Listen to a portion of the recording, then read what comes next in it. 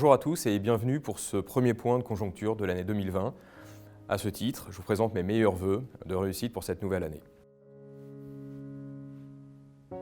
Après une année 2018 empreinte d'incertitude à l'issue de laquelle un risque de récession semblait s'esquisser et avait entraîné un mouvement de panique sur les marchés, 2019 restera une année positive. En effet, face à un ralentissement économique de plus en plus marqué, les banques centrales ont très tôt mis en place de nouvelles mesures afin d'enrayer cette dynamique baissière. Les incertitudes ont toutefois continué de peser sur les marchés et certaines persisteront encore en 2020. Néanmoins, les deux principales sources d'inquiétude ont dernièrement été marquées par des avancées significatives.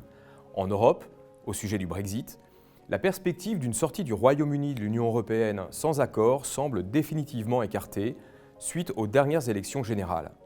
Quant au conflit commercial sino-américain, la première phase d'un accord semble en passe d'être signée.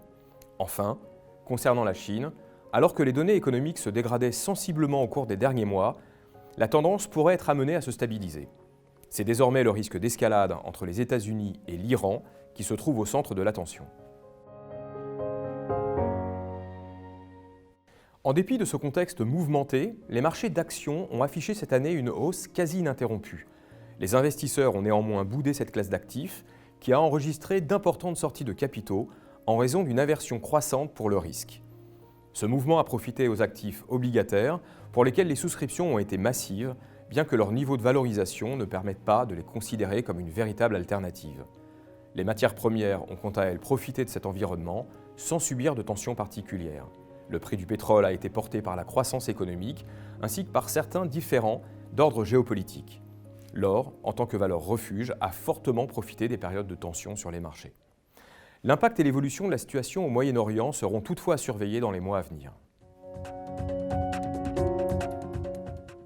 2020 pourrait augurer une phase de stabilisation, voire de transition, car après une période de ralentissement continu de la croissance mondiale, certains indicateurs pointent désormais une légère inflexion de cette dynamique.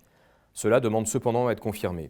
Les prémices d'une embellie restent fortement conditionnées au risque d'escalade entre les États-Unis et l'Iran, mais si cette situation venait à se stabiliser, une légère croissance pour 2020 ainsi qu'un retour des investisseurs sur les marchés d'actions pourrait dès lors être envisagé et s'avérer porteur. Une progression des indices similaire à 2019 semble difficilement concevable pour l'année à venir, mais nous continuons de considérer que les marchés recèlent encore du potentiel.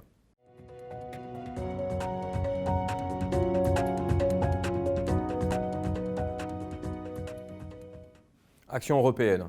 Le paysage macroéconomique s'éclaircit assez nettement et le potentiel de préservation des marges nous semble plus solide qu'aux États-Unis. On s'inscrit évidemment dans la recherche de rendement que l'on trouve sur le crédit d'entreprise, notamment la dette financière et aussi sur le haut rendement. Des investissements sur les emprunts d'État pourront être envisagés essentiellement sur une base tactique sur des épisodes de tension des taux. Sur l'actif physique, l'or, pour son statut de valeur défensive et aussi parce que les banques centrales sont actuellement très acheteuses. Alors snowboard, définitivement, c'est-à-dire quand on est petit et qu'on glisse dans un couloir, on glisse de travers et il est assez dangereux de contrarier la nature. Merci pour votre attention et à bientôt pour un nouveau point de conjoncture.